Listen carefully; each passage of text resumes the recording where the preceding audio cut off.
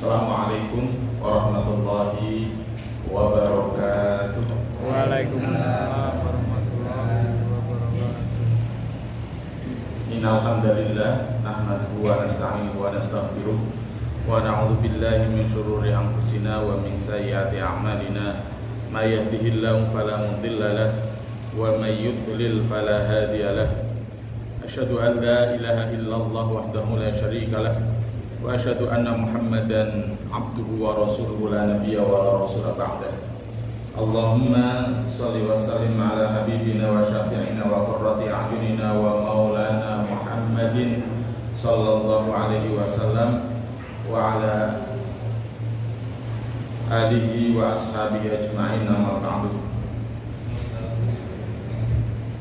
Kaum muslimin dan muslimat, bapak-bapak, ibu-ibu rahimani wa rahimakumullah. Kita sudah masuk di penghujung bulan Dzulqa'dah. Nah, bisa jadi hari Sabtu itu masuk di bulan Dzulhijjah. Nah, oleh karena itu pada kesempatan malam hari ini kita akan membahas amaliyah bulan Dzulhijjah, selain ibadah kurban yang sudah kita bahas berkali-kali. Nah, nanti kalau ada pertanyaan terkait dengan ibadah kurban, nanti kami berikan kesempatan sehingga nanti kami ulas terkait dengan amaliyah bulan Dzulhijjah ini hanya sebentar saja, supaya nanti ada waktu untuk tanya jawab terkait mungkin amaliyah bulan Dzulhijjah atau wabil khusus terkait dengan ibadah kurban. Ya, karena dari awal sampai akhir ini belum ada kesempatan bertanya. Nah, sehingga nanti kami persilahkan kalau ada hal yang belum jelas atau barangkali masih ragu, nanti untuk bisa ditanyakan di akhir. Nah, amaliyah bulan Dzulhijjah. Pertama, keutamaan tanggal 1 sampai tanggal 10 bulan Dzulhijjah. Dikatakan dalam satu hadis riwayat Abu Dawud dan hadis disahihkan oleh Syekh Albani, "Ma min ayyamil amalis salih fiha ahabbu ilallah min hadhil ayyam."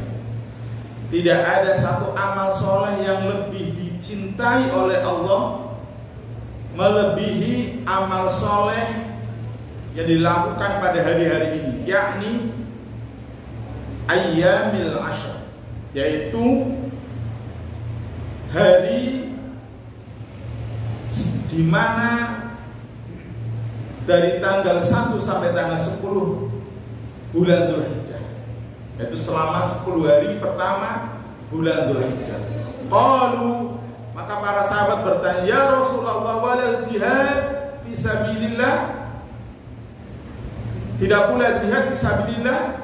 Qala, "Walal jihad fisabilillah." Jawab Rasulullah, jihad juga tidak termasuk amal utama. Illa rajulun kharaja bi nafsihi wa malihi falam yarji min dzalika bi syai'in. Kecuali orang yang berangkat jihad membawa jiwa dan hartanya, namun tidak ada yang kembali satupun, artinya dia syahid di jalan Allah. Nah, ini hari di mana amal soleh itu sangat dicintai oleh Allah Subhanahu wa Ta'ala. Jadi Bapak Ibu, memang ada hari, ada waktu tertentu yang amal ibadah itu lebih diutamakan dibandingkan ibadah-ibadah lainnya. Oleh karena itu Bapak Ibu, nanti kita juga berusaha semaksimal mungkin dimulai dari tanggal 1 sampai tanggal 10 bulan Dzulhijjah ini kita melakukan amal soleh ini. Yang pertama adalah memperbanyak zikrullah, memperbanyak zikir kepada Allah Subhanahu wa Ta'ala. Kita diperintah oleh Rasulullah Shallallahu Alaihi Wasallam, hadis dari Umar radhiyallahu anhu yang diriwayatkan oleh Imam Ahmad, untuk memperbanyak at-tahlil wa takbir wa tahmid. Jadi di tanggal-tanggal awal bulan Dzulhijjah itu kita diperintahkan untuk memperbanyak zikrullah. Nah, takbiran istilahnya. Nah, takbiran di sini adalah takbir mutlak. Takbir mutlak itu adalah takbir yang dilakukan silakan kapanpun dari semenjak tanggal 1 Dzulhijjah begitu sampai nanti tanggal 10 bulan Dzulhijjah. Dan ini tidak terikat dengan sholat 5 waktu. Sementara nanti kalau sudah masuk di tanggal 10 bulan Dzulhijjah sampai tanggal 13 bulan Dzulhijjah, maka silahkan bisa melakukan takbiran setelah sholat 5 waktu. Nah, ini namanya takbir muqayyad, takbir yang terikat dengan sholat 5 waktu. Nah, oleh karena itu Bapak Ibu rahimani wa rahimakumullah, tidak ada hari yang paling agung dan amat dicintai oleh Allah untuk berbuat kebajikan di dalamnya daripada 10 hari Dzulhijjah ini.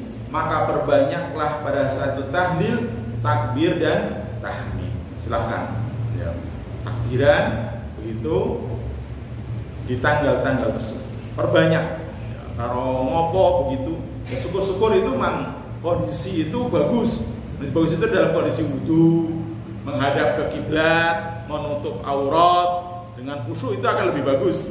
Tapi nggak apa-apa ketika panjenengan mungkin di pasar karo ngopo ngulet sambel apa ngopo dan takbir nggak apa-apa, itu boleh aja. Zikir ini boleh ya, jadi tidak ada keharusan harus di masjid namanya, harus apa namanya dalam kondisi wudu dulu, tidak harus. Nah, cuma memang adabnya begitu. Kalau dalam kondisi wudu tentunya lebih baik, dalam kondisi menutup aurat lebih baik. Nah, di masjid itu juga silahkan karena tempat suci. Kemudian menghadap kiblat tentunya lebih baik dan seterusnya. Tapi secara umum silahkan faktiru fihinna minat tahlil wa takbir wa tahmid.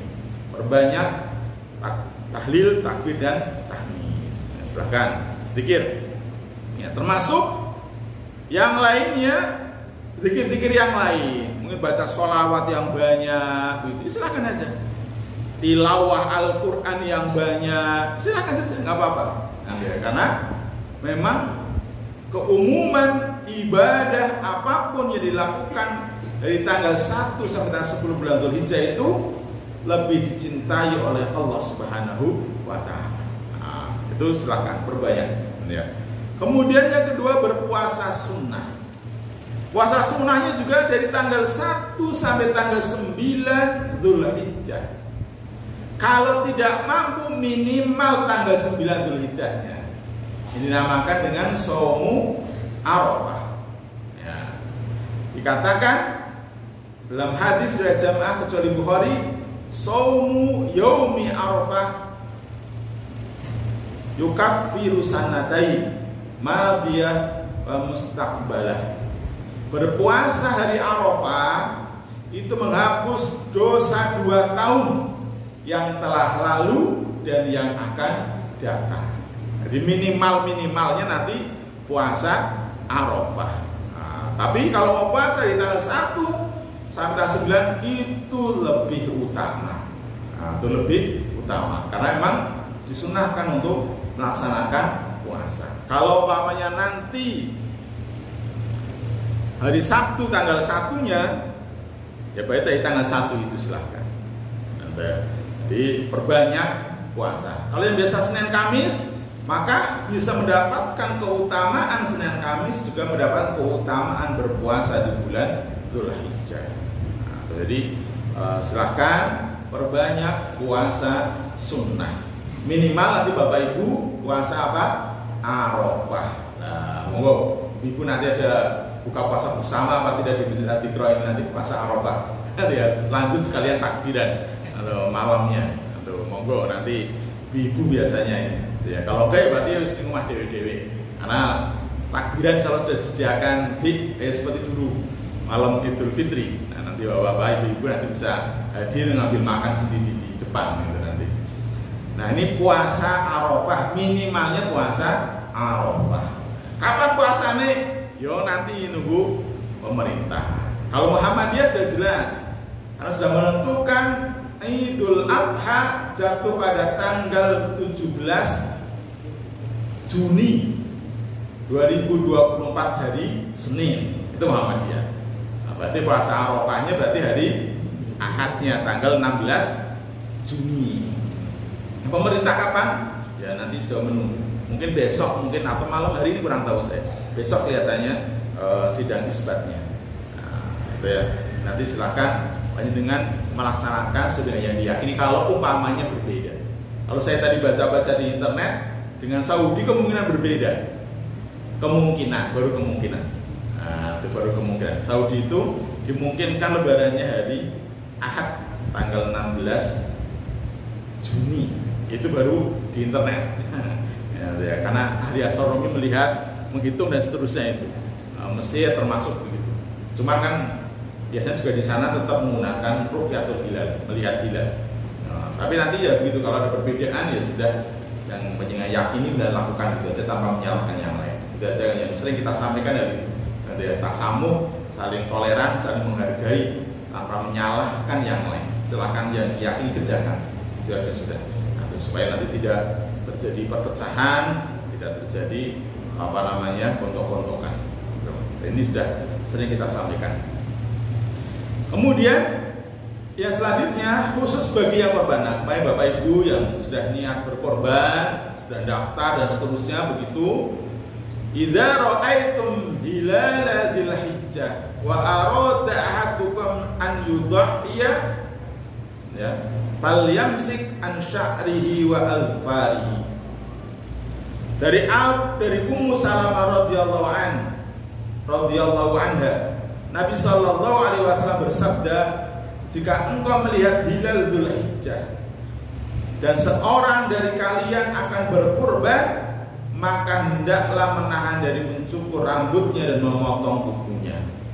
Kalau nanti tanggal 1 bulan Dzulhijjahnya jatuh pada hari Sabtu, maka dari tanggal itu, dari hari Sabtu itu sampai hewan kurbannya dipotong, itu panjenengan tidak diperkenankan memotong rambut maupun kukunya. Nah, berarti besok Jumat pas itu silakan potong rambut, potong kuku. Kalau yang pengen merapi-rapikan jenggot dan seterusnya, pengen cukur rambut dan seterusnya, atau kukunya panjang-panjang, silakan besok itu Jumat dipotong. Ya, terutama adalah yang berkorban. Keluarganya nggak apa-apa.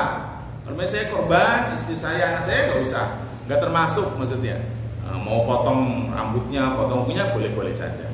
Nah, ya, jadi ya sudah niat berkorban, nanti kan sudah berdaftar dan seterusnya begitu, itu silakan nanti tanggal 1 Dzulhijjah sampai hewannya disembelih itu tidak memotong atau mencukur rambutnya dan memotong kukunya. Bisa dipahami ini Bapak Ibu ya. Nanti kalau keluarganya yang lain nggak apa-apa.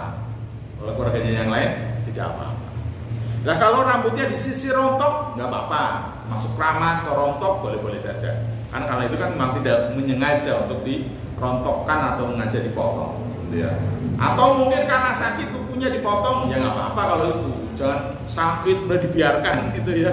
Ya dipotong nggak apa-apa karena itu ada udzur terkait dengan sakit. Atau mungkin mau operasi begitu kepalanya atau mungkin apa begitu, ada luka harus dipotong di rambutnya, ya silakan aja kalau itu boleh-boleh saja. Nah, karena itu ada udzur syar'i.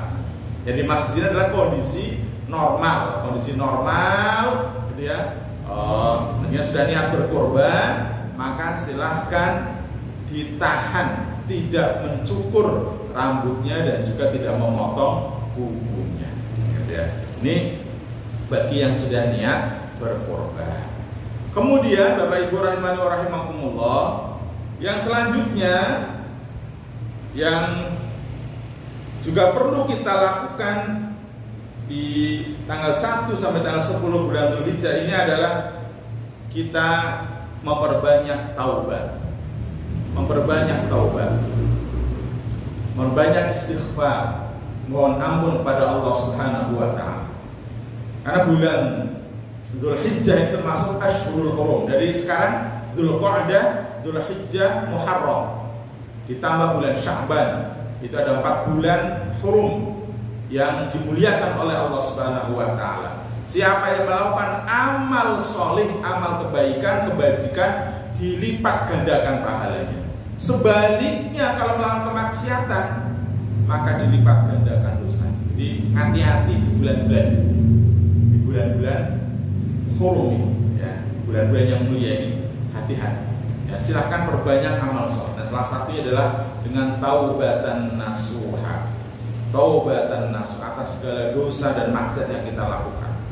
Kalau dosa-dosa kecil silahkan cukup dengan istighfar. Mohon ampun kepada Allah Subhanahu wa taala. Jadi perbanyak istighfar. Istighfar. Ya, astagfirullahaladzim, astagfirullahaladzim, begitu dan seterusnya. Ya, insyaallah dengan kita berbanyak istighfar, maka Allah akan ampuni dosa-dosa. Nah, apalagi ini di bulan yang sangat mulia ini, maka berbanyak ya istighfar pada Allah Subhanahu wa taala. Termasuk doa-doa yang lain. Doa apapun, silakan. Mau minta apapun kepada Allah Subhanahu wa taala, panjatkan. Ya. Insyaallah karena ini termasuk bulan yang mulia, Allah akan kabulkan. Masuk yang lainnya adalah ibadah-ibadah secara umum, ya, sholat sunnahnya, ya mulainya, sholat duhanya, sholat sunnah rawatib dan seterusnya. Pokoknya amal soleh secara umum termasuk infak, sedekah. Nah, silakan juga itu diperbanyak karena amal yang dilakukan di saat ini akan dilipat gandakan pahala. Nah, jadi monggo nanti perbanyak amal soleh. Kemudian yang selanjutnya adalah kita melaksanakan sholat Idul Adha, ya, sholat Idul Adha.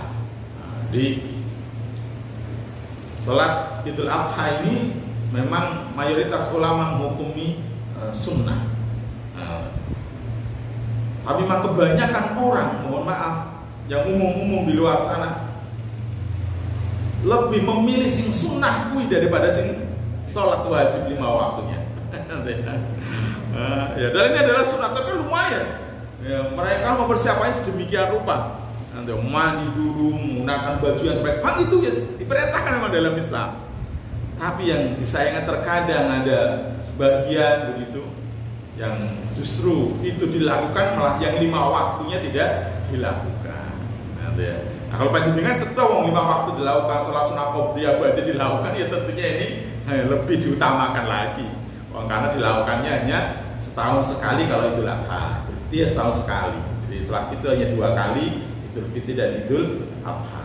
Ya, jadi nanti ketika saatnya tanggal 10 Dzulhijjah kita laksanakan sholat Idul Adha. Sunnahnya dilakukan lebih awal dibandingkan dengan sholat Idul Fitri. Ya.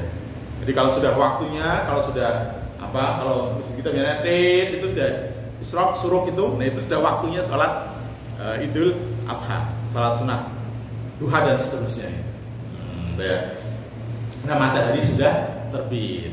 Nah, itu laksanakan sholat Idul Adha, sunnahnya di lapangan. Ya, kalau mamanya tidak, ya silahkan nanti panjenengan memilih mana sholat Idul Adha di tempat-tempat yang panjenengan senangi. Ya. Kemudian mengapa kok sholat Idul Adha itu diawalkan kalau sudah waktunya? Karena orang yang melaksanakan sholat Idul Adha itu disunnahkan tidak makan dulu sebagaimana sholat Idul Fitri. Kalau Idul Fitri itu paginya sebelum berangkat sholat itu disunnahkan makan dulu untuk menunjukkan bahwa hari ini itu sudah tidak puasa lagi Ramadan. Sementara Idul Adha itu diawalkan supaya nanti segera selesai, kemudian menyembelih hewan kurban, kemudian makan yang pertama itu adalah yang daging korbannya itu. Ya, walaupun mungkin kalau kita nanti kalau kurban disediakan makan dulu, tapi sunnahnya jajannya itu segera disembelih hewan kurbannya, kemudian dijadikan untuk makan, itu ya. Tapi ya apa-apa, itu ya, nggak masalah.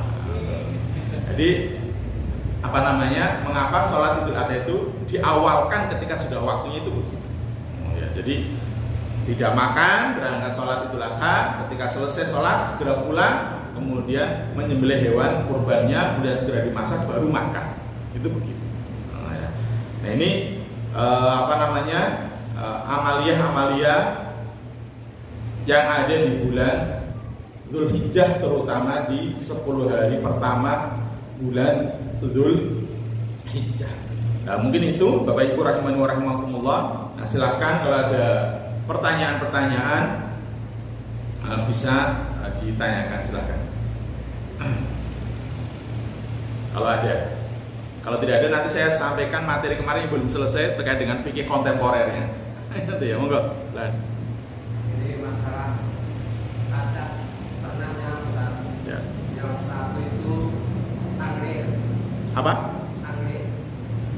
Yang satu minyak satu. Oh, gitu ya. Terus itu kan tidak mengurangi dagingnya Ustaz. Terus yang kedua Ustaz, ya ini ternaknya biasa saja, tapi ada daging tumbuh Ustaz. Kita diciptakan bisa. Dari tubuh di? Di pundak. Terus yang satu lagi perempuan dan laki-laki itu, apakah itu juga diperbolehkan? Itu kan juga tidak mengurangi dagingnya Ustaz. Jantan betina maksudnya? Iya. Oh, ya. Oke.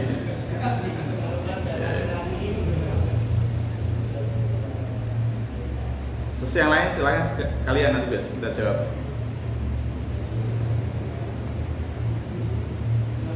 Ya silakan. Untuk puasa Arafah, apa boleh diselang-seling? Puasa Arafah? Iya. Kalau tanggal 1 sampai 10. Tanggal 9. 1 sampai 9. Apakah dari satu hari ini puasa Arafah nanti tidak? Mungkin tidak. Oh gitu. Jadi puasa Arafah itu hanya tanggal 9 saja. Itu namanya puasa Arafah. Tapi kalau puasa sunnahnya tadi tanggal 1 sampai tanggal 9. Nah silahkan penjenengan lakukan. Kalau mau berturut-turut full 9 hari akan lebih bagus. Atau melakukan berapapun, ya boleh saja. Berapapun, lamanya hanya kuatnya sehari toh, atau hanya Senin Kemisnya atau apa silahkan saja. Gak apa-apa, boleh saja. Dan lagi saya, nanti sekalian saya jawab yang dengan dalil-dalil ini, saya sarikan dalil-dalilnya.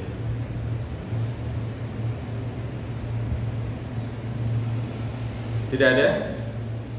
Kalau tidak ada, ya ini terkait dengan apa namanya cacat ya hewan kurban.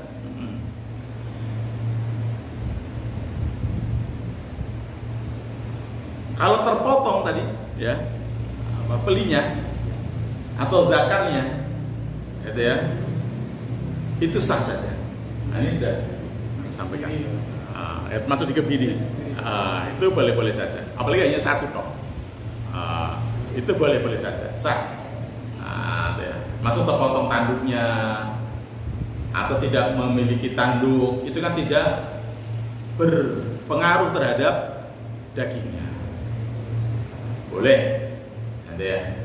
Nah, yang tidak sah itu ini terpotong seluruh atau sebagian telinganya. Jadi kemarin itu kan harusnya ini toh, hadisnya hanya ini, hadisnya 4 ini yang kami sampaikan. Nah, tetapi di mazhab Syafi'i ditambahi cacat-cacat yang selain 4 ini. Jadi kalau hadisnya hanya 4 ini. Yang pertama adalah buta, yang kemudian pincang, sakit, gitu ya. Kemudian yang sangat kurus, itu kemarin itu ya. Itu begitu.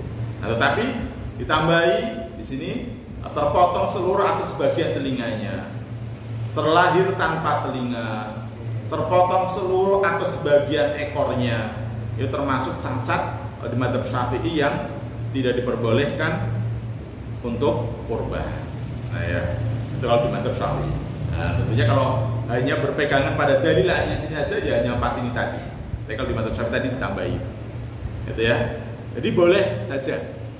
Boleh. sah begitu.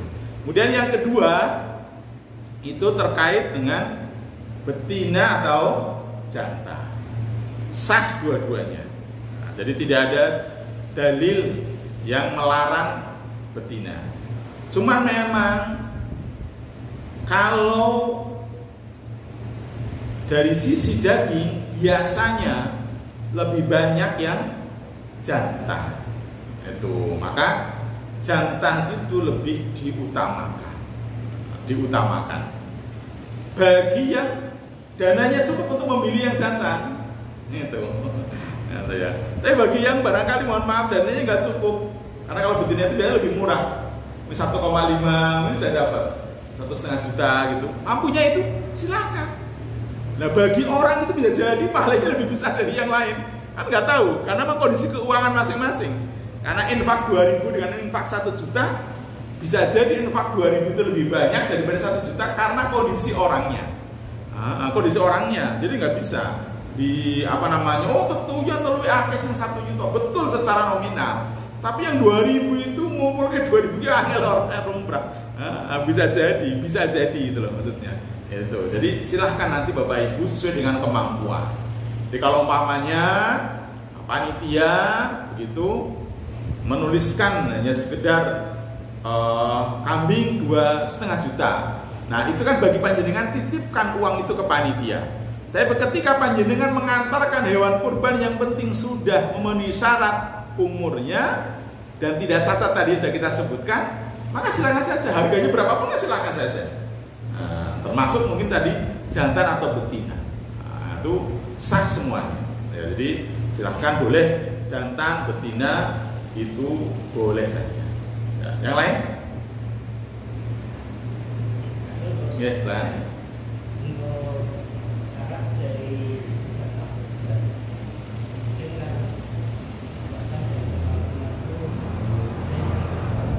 Kurang terdengar ya?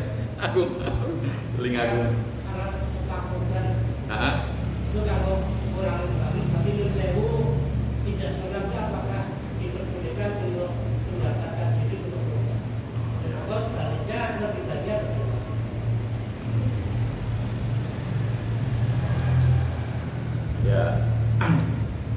ya tadi jadi sholat itu kan lebih utama ya, amalan ibadah paling utama, karena amalan yang nanti pertama dihisab awwalu ma yuhasabu bihil abdu yaumal qiyamah as-shalah.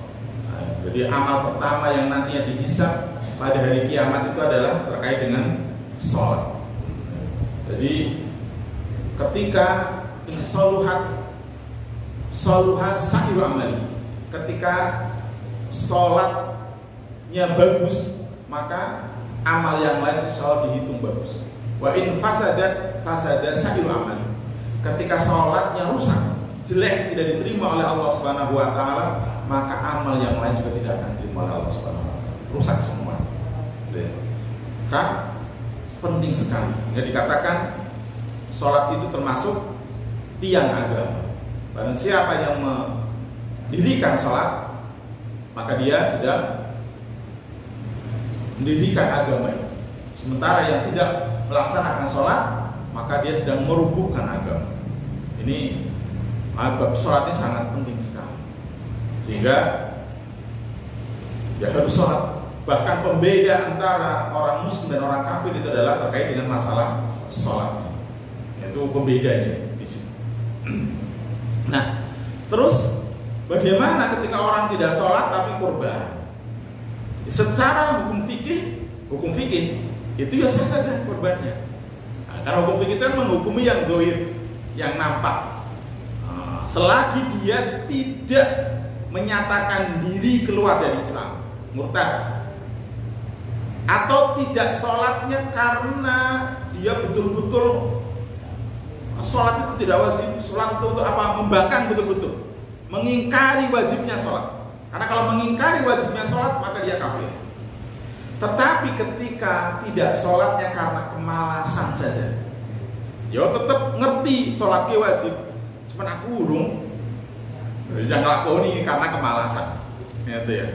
Maka orang ini tidak dihukumi kafir, masih muslim, cuman fasik saja. Ya.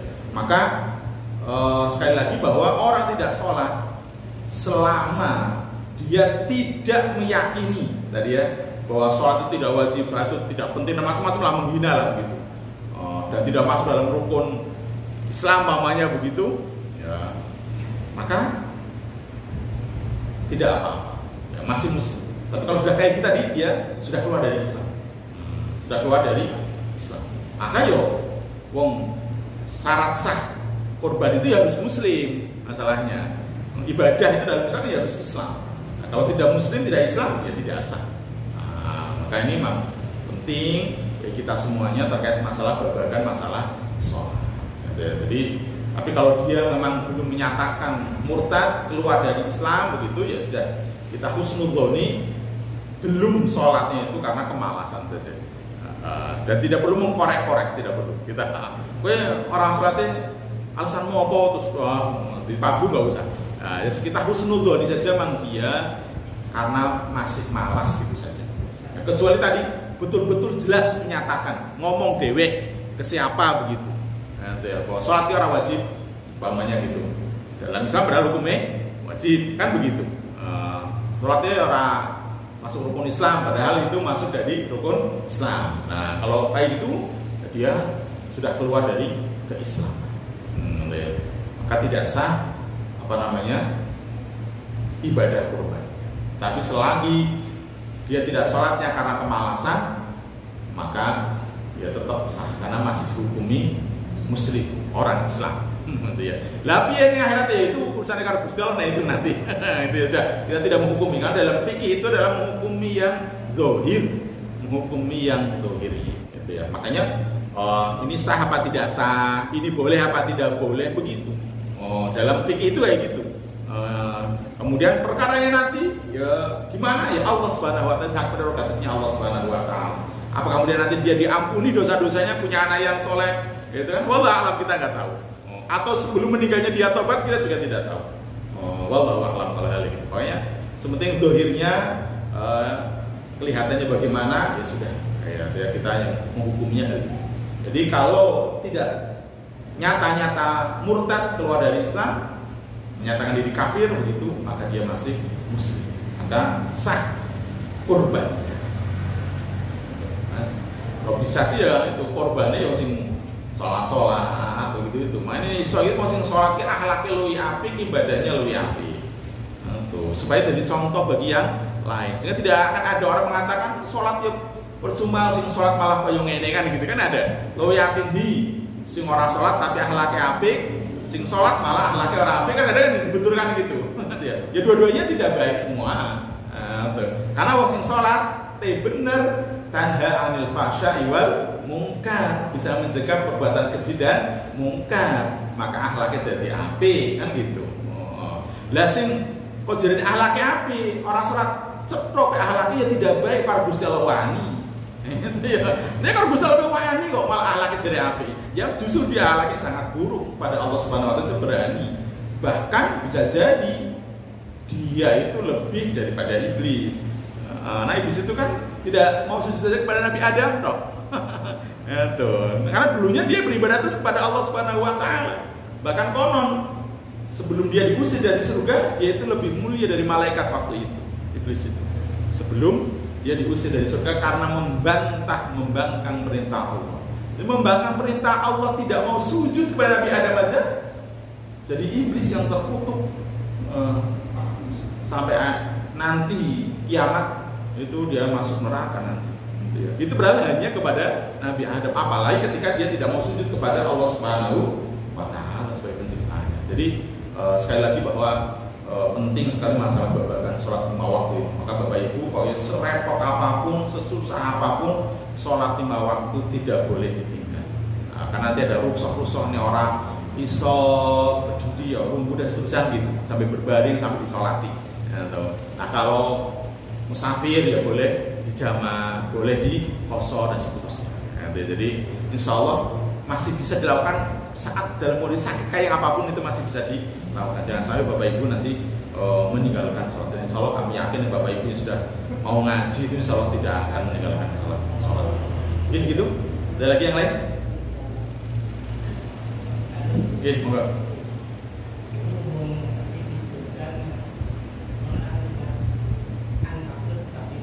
Oke.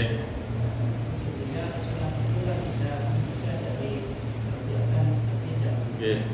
Tapi mengapa seseorang itu melaksanakan sholat tapi juga masih melakukan pekerjaan atau kegiatan keji dan tidak terus gimana? Ya. Mengapa kok orang sholat masih melakukan perbuatan keji dan mungkar? Ya. Yang seperti ini berarti sangat dimungkinkan ya, sholatnya itu belum benar. Belum benarnya secara fikih bisa jadi dari wudunya, toharohnya mungkin belum benar. Mungkin sholatnya gerakan ucapannya itu juga bisa jadi belum benar. Panjang pendeknya, gerakan-gerakannya masih belum tepat. Itu kalau yang kasat mata. Yang tidak kasat mata bisa jadi niatnya yang belum benar. Niatnya mungkin karena ria, kepengen dilihat orang, perkewut dengan orang lain, perkewut dengan mertua, perkewut dengan menantu, perkewut dengan pendampingnya kan begitu. Atau pengennya benti pek mantu ustad, atau benket sholat sing tenanan kan iso wae. Tadi yang gitu. Dia sedang mendekati siapa, begitu ternyata calonnya itu anaknya ustad, calonnya ini orang ahli ibadah, kemudian dia berpura-pura melakukan ibadah itu. Itu bisa jadi. Itu niatnya yang belum tepat. Niatnya benar, bacaannya benar, gerakannya benar, bisa jadi kehusuannya. Kehusuannya. Begitu Allahu Akbar, sudah pikirannya kemana-mana. Jasadnya betul sedang melaksanakan sholat, tapi pikiran hatinya itu sudah terbang kemana-mana. Nah itu bisa jadi yang sholatnya belum bisa mencegah perbuatan keji dan mungkar. Nah jadi harus ditingkatkan. Loh sebetulnya kayak ngurus biar rasa baik. Ya enggak, dipaksa, dilatih sholat yang bener. Mulane gerakannya dibetulkan, bacaannya dibetulkan, syukur-syukur ngerti maknanya. Karena yang ngerti artinya sing diwaca itu akan membantu kehusuan sholat, membantu kehusuan sholat. Berarti sing diwaca ki opo to janjane? Gitu. Nah, dengan itu pahami maknanya yang dibaca itu, maka itu akan membantu kehusuan sholat. Dan insya Allah kalau semuanya benar, karena itu firman Allah, pasti benarnya nggak mungkin salah. Sing sholatnya benar ya nanti dia akan bisa menjaga perbuatan keji dan mungkar. Tapi nek sholat te jalan maksiat, te jalan korupsi, te jalan itu ya, kemudian karo tangga teparone padu terus ya tadi bisa jadi ada masalah-masalah yang tadi saya sebutkan. Maka bareng-bareng didandani. Buat benar sebenarnya rasa bukan itu. Justru sholatnya berarti didandani sing apik begitu sampai niatnya sampai berusaha khusyuk dari awal sampai akhir. Minimalnya kalau mau orang iso khusyuk itu dianjurkan para ulama itu apa? Sholatnya jamaah. Soalnya sholatnya jamaah kuwi insya Allah khusyuknya panjenengan yang sedetik di awal Allahu Akbar khusyuk. Setelah itu wis paring didi pikirane. Wis ning jemuran ya ning sawah ya nang ndi ning pasar begitu. Seorang nanti. Tapi yang lain bisa jadi ya khusyuk, bisa jadi yang khusyuk itu insya Allah semuanya nanti akan dihitung khusyuk. Pentingnya sholat jamaah itu kayak gitu itu daripada sholat dewe. Nah, insya Allah begitu Bapak Ibu nanti mudah-mudahan ya Allah Subhanahu Wa Taala memberikan ya hidayah taufik pada kita semuanya agar sholat kita itu bisa khusyuk, bisa benar, ya insya Allah bisa menghasilkan buah mencegah dari perbuatan keji dan mungkar. Dan mudah-mudahan kita bisa mengamalkan ibadah-ibadah di 10 hari bulan Dzulhijjah dan puncaknya nanti kita bisa melaksanakan kurban. Ya, dan semua ibadah yang kita lakukan mudah-mudahan diterima oleh Allah Subhanahu Wa Taala. Allahumma amin ya rabbal alamin. Wassalamualaikum warahmatullahi wabarakatuh.